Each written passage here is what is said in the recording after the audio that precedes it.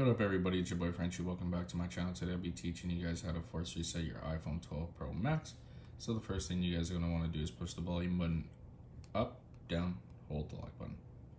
Hold the lock button until you see your phone completely turn off. Once you see the Apple logo, you then can release. Continue to hold. You can release. If you came to this video for assistance and you found it, make sure you subscribe to the channel. I helped you, you helped me.